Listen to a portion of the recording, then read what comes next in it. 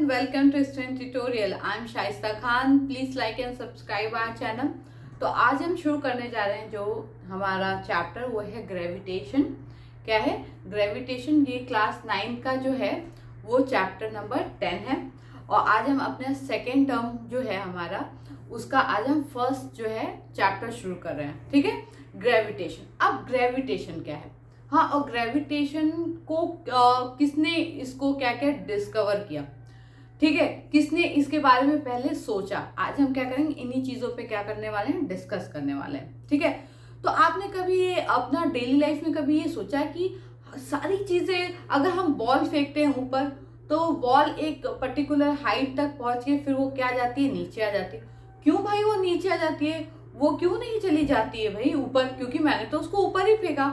ठीक, और हम क्या है कि हम हमेशा क्यों अर्थ से ही कनेक्टेड रहते हैं. मतलब अर्थ एक ऐसा लगता है कि सारी चीजें जो है उसको कोई खींच रहा है. ठीक है, तो ये क्या होता है, ये ग्रेविटेशन है.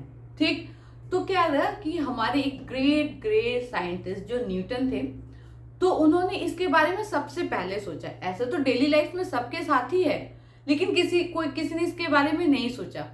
तो न्यूटन जो थे, अब तो कहा ऐसे ही जाता है कि न्यूटन जो थे वो किसी पेड़ के नीचे जो है सेब के पेड़ के नीचे बैठ के पढ़ाई कर रहे थे और उस टाइम पे क्या हुआ कि एप्पल जो है आके उनके सर पे गिरा.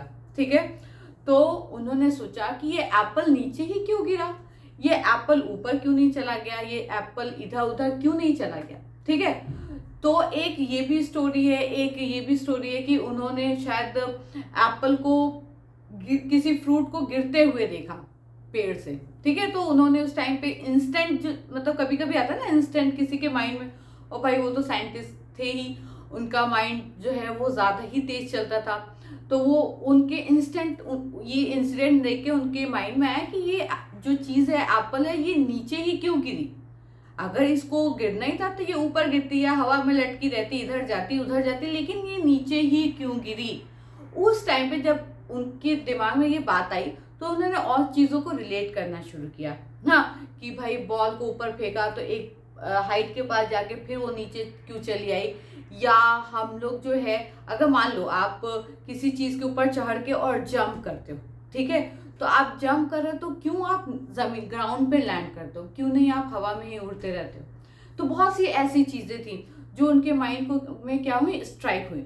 तो उन्होंने बहुत ढेर सारे एक्सपेरिमेंट किए. तो उन्होंने फिर एक कंक्लूजन दिया, एक कंक्लूड किया सारी चीज़ों का, सारे एक्सपेरिमेंट्स का, कि इस यूनिवर्स में क्या है, यूनिवर्स की बात कर रही हूँ मैं, सिर्फ पर्टिकुलर सिर्फ अर्थ की बात नहीं कर रही हूँ या किसी और आपके जो प्लैनेट है उसकी बात नहीं कर रही हूँ, मैं पूरे यूनिवर्स की बात कर रही हूँ. यूनिवर्स में जितनी चीज़ें हैं वो सारी चीज़ें जो है एक दूसरे पे क्या करती है, एक तरह का फोर्स एक्सर्ट करती है. क्या करती है, एक तरह का फोर्स लगाती है, एक तरह का फोर्स एक्सर्ट करती हैं. ठीक है, तो ये जो फोर्स है इसी को क्या कहते हैं, इसी को हम कहते हैं ग्रेविटेशनल फोर्स या ग्रेविटी कहते हैं. ठीक है, ये बात समझ में. उन्होंने कंक्लूड किया कि जितनी भी चीज़ें हैं यूनिवर्स में वो सारे ऑब्जेक्ट जो है एक दूसरे के ऊपर क्या करते हैं, फोर्स एक्सर्ट करती है. क्या करती है, फोर्स एक्सर्ट करती है.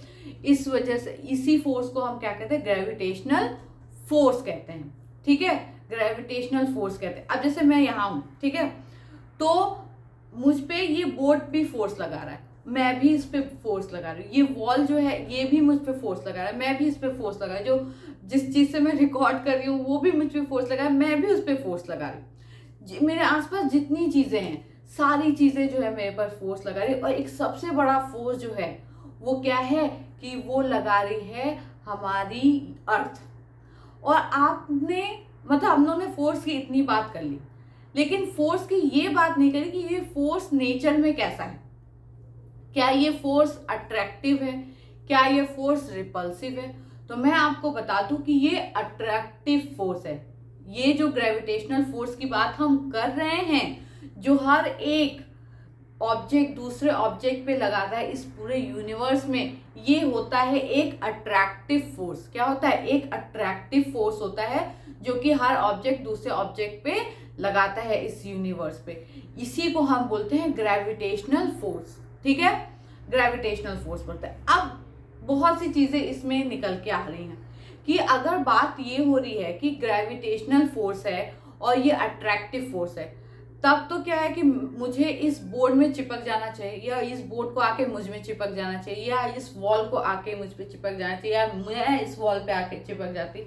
कुछ तो ऐसा होना चाहिए था भाई अट्रैक्टिव। हम लोग ने देखा था ना, जब मैग्नेट को अगर लाइक पोल्स जो है एक साथ ले आओ तो जो अट्रैक्शन का फोर्स होता है वो कैसा हो जाता है कि वो एक दूसरे जाके चिपक जाते हैं। जो मैग्नेट्स होते हैं वो एक दूसरे से जाके क्या हो जाता है, चिपक जाते हैं। तो ऐसा हमारे साथ भी होना चाहिए था, लेकिन हमारे साथ ऐसा नहीं हो रहा है। ऐसा क्यों नहीं हो रहा है हमारे साथ? ऐसा क्यों नहीं हो रहा है हमारे साथ? क्योंकि ये सब चीजों का मास पे भी फर्क पड़ता है।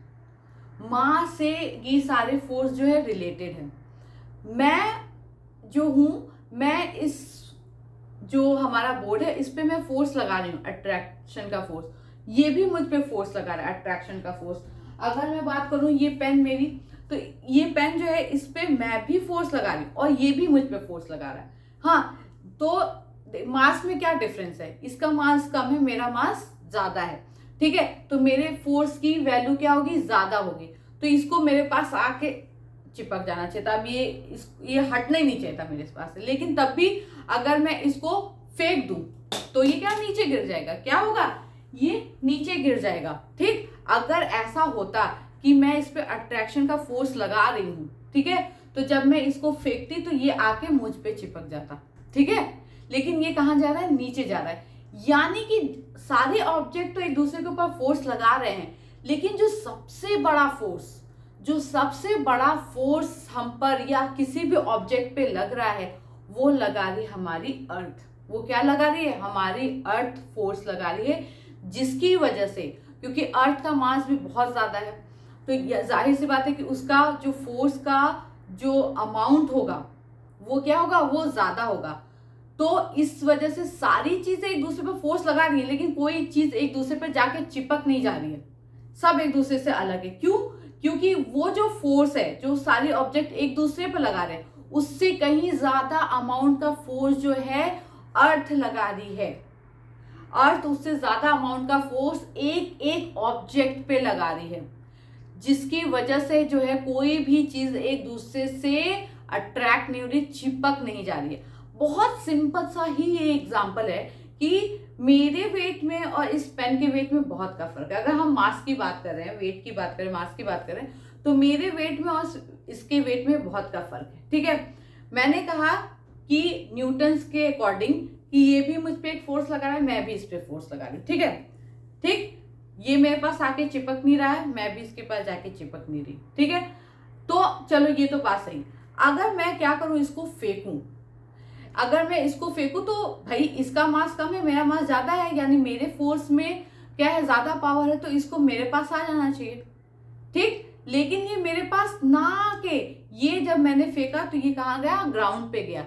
यानी मुझसे भी ज्यादा इस पे कोई फोर्स लगा रहा है, और वो फोर्स कौन लगा रहा है? हमारा अर्थ लगा रहा है। इसीलिए सारी चीजें जो है वो कहीं भी रहें, वो अर्थ से कनेक्टेड रहती हैं, अर्थ की तरफ अट्रैक्ट रहती हैं। चाहे मैं यहाँ खड़ी हूँ, जितनी भी चीजें मेरे आसपास है सब मुझ पे फोर्स लगा रही है, लेकिन उन सब के फोर्स से ज्यादा मुझ पे कौन फोर्स लगा रहा है? अर्थ फोर्स लगा रहा है। और जितनी भी चीजें मेरे आसपास है मैं भी उन पे फोर्स लगा रहा हूँ, लेकिन मेरे फोर्स से ज्यादा है वो क्या है? उन पे अर्थ फोर्स लगा रहा है। इसलिए वो सारी चीजें अपनी अपनी जगह पे हैं। कोई भी मेरे से नहीं आके चिपक रही, मैं किसी से नहीं आके चिपक रही। ठीक है, अगर वेट कम भी है या वेट बराबर भी है तो ये रीजन है कि कोई भी चीज, क्योंकि जब न्यूटन ने बोल दिया कि अगर यूनिवर्स में जितनी भी चीज है तो सारी चीजें एक दूसरे के ऊपर क्या है? अट्रैक्शन का फोर्स जो है एग्जर्ट करेंगी, तो इसी फोर्स को हम बोलते हैं ग्रेविटेशनल फोर्स। उस हिसाब से हर चीज में जाके चिपक जाना चाहिए था, है ना? चिपक जाना चाहिए था, लेकिन ऐसा नहीं होता। ऐसा क्यों नहीं होता? क्योंकि जो ऑब्जेक्ट है, जो भी जितने फोर्स सब लगा रहे हैं, उससे कहीं ज्यादा बड़ा फोर्स जो है हमारा अर्थ लगा रहा है हमारे ऊपर, जिसकी वजह से कोई भी चीज किसी भी चीज से आके चिपक नहीं रही है, चाहे उनके वेट्स में कितना भी डिफरेंस हो या उनका वेट सिमिलर हो या कुछ भी हो, लेकिन ऐसा नहीं हो रहा है। ठीक है, आई होप कि ये बात आपको समझ में आ गई होगी कि ग्रेविटेशनल फोर्स क्या होता है। और ग्रेविटी की जब हम बात करते हैं तो ग्रेविटी यानी वो फोर्स जो अर्थ लगा रहा है हम पर। अर्थ क्या लगा रहा है? अर्थ जो लगा रहा है सारी चीजों पे, उसको हम बोलेंगे ग्रेविटी। ग्रेविटी का यूज हम सिर्फ अर्थ के फोर्स के लिए ही करेंगे। ऐसे वो भी ग्रेविटेशनली फोर्स लगा रहा है, लेकिन अगर हम जिसने एक क्यूट सा नाम दे दे तो वो हमारी सिर्फ अर्थ के लिए है, ये क्यूट सा नाम सिर्फ ग्रेविटी। और नहीं तो सारी चीजें, सारे ऑब्जेक्ट यूनिवर्स में एक दूसरे के ऊपर कौन सा फोर्स लगा रहे हैं? ग्रेविटेशनल का फोर्स लगा रहे हैं। Every object in this universe attracts every other object with a force. This type of attractive force is called a gravitational force or gravity according to Newton. ठीक है, तो ये तो हुआ। अब इसी तरीके से न्यूटन ने क्या किया? एक यूनिवर्सल लॉ दिया, ग्रेविटेशनल का एक यूनिवर्सल लॉ दिया। उसको भी हम क्या कर लेते हैं, हम देख लेते हैं उसको भी। चलिए, तो बहुत सारे एक्सपेरिमेंट्स के बाद उन्होंने एक लॉ दिया जिसको बोलते हैं यूनिवर्सल लॉ ऑफ ग्रेविटेशन। ठीक है, ये लॉ सिर्फ अर्थ के लिए ही नहीं, ये लॉ पूरे यूनिवर्स में जितनी चीजें हैं सब पे ये लॉ जो है वो इम्प्लीमेंट होता है। ठीक है, तो उन्होंने क्या कहा?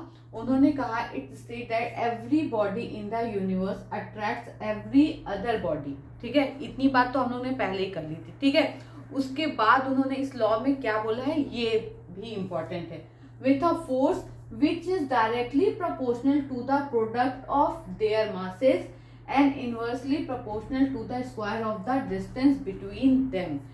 उन्होंने बोला कि जितनी भी चीजें हैं यूनिवर्स में, सब चीजें एक दूसरे पर क्या करती है? अट्रैक्शन का फोर्स जो है मतलब एक्सर्ट करती है। ठीक है, ये जो अट्रैक्शन का फोर्स है ये क्या होता है? ये उन दो बॉडीज के मासेस का प्रोडक्ट का डायरेक्टली प्रोपोर्शनल होता है। यानी कि जो अट्रैक्शन का फोर्स लग रहा है F, मान लें जो अट्रैक्शन का फोर्स F लग रहा है वो डायरेक्टली प्रोपोर्शनल है उन दोनों ऑब्जेक्ट के मास के। यानी कि जो अट्रैक्शन का फोर्स मेरे और इस बोर्ड के बीच में लग रहा है, ठीक है, तो ये मेरा मास और इस बोर्ड का मास का जो प्रोडक्ट होगा, प्रोडक्ट इन द सेंस की जो मल्टीप्लाई होगा, वो क्या होगा? वो डायरेक्टली प्रोपोर्शनल किसके होगा? फोर्स के होगा, इस ग्रेविटेशनल फोर्स के होगा जो हम दोनों के बीच में लग रहा है। जो इस बोर्ड और मेरे बीच में जो अट्रैक्शन का फोर्स, जो जिसको हम बोल रहे हैं ग्रेविटेशनल फोर्स, वो मेरे और इस बोर्ड के बीच में जो लग रहा है वो डायरेक्टली प्रोपोर्शनल किसके होगा? मेरे बॉडी के वेट और इसके मास, मतलब इसके मास और मेरे मास का जो मल्टीप्लाई होगा उसके डायरेक्टली प्रोपोर्शनल होगा। यानी कि हमारा अगर वेट बढ़ता है तो फोर्स भी बढ़ेगा। जो डायरेक्टली प्रोपोर्शनल होता है उसका यही तो मतलब होता है ना कि अगर जो चीज बढ़ रही है तो फोर्स भी बढ़ेगा। मतलब जो लेफ्ट, अगर राइट हैंड बढ़ेगा तो लेफ्ट हैंड भी बढ़ेगा।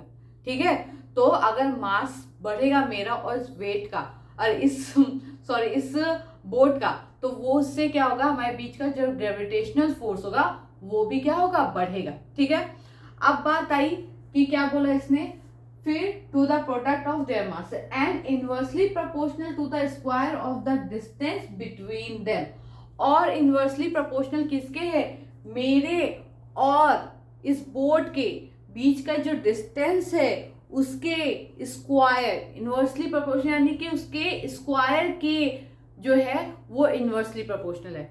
यानी कि मेरे और इस बोर्ड में, इनवर्सली का मतलब क्या होगा? अगर मेरे और इस बोर्ड में जितना भी डिस्टेंस कम होता जाएगा हमारा फोर्स जो है वो बढ़ता जाएगा। जो ग्रेविटेशनल फोर्स है हम दोनों के बीच में लग रहा है वो बढ़ता जाएगा। और जितना ही दूर होता जाएगा, यानी जितना ही डिस्टेंस मेरे और इस बोर्ड के बीच में होता जाएगा, बढ़ता जाएगा, तो जो फोर्स है हम दोनों के बीच में वो उतना ही कम होता जाएगा। इनवर्सली का यही तो मतलब होता है कि अगर डिस्टेंस क्या हो रही है, अगर इनवर्सली प्रोपोर्शनल है हमारे फोर्स के, ग्रेविटेशनल फोर्स के, तो जितना डिस्टेंस बढ़ेगा ग्रेविटेशनल फोर्स कम होगा और जितना डिस्टेंस घटेगा ग्रेविटेशनल फोर्स जो है वो बढ़ता जाएगा। ठीक है, आई होप कि इतनी चीज तो आपको समझने में आ गई होगी।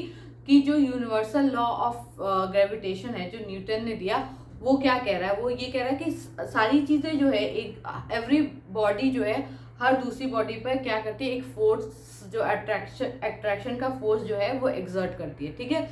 और ये जो फोर्स होता है ये उन दोनों बॉडी के मासेस के प्रोडक्ट के डायरेक्टली प्रोपोर्शनल होता है, और उन दोनों मासेस के बीच का जो डिस्टेंस होता है उसके स्क्वायर के इनवर्सली प्रोपोर्शनल होता है, ठीक है। आई होप कि इतनी बात आपको समझ में आ गई होगी, ठीक है। अगर हम दूसरे वर्ड में इसको समझने की कोशिश करें तो ये क्या है, gravitational force is a non contact force.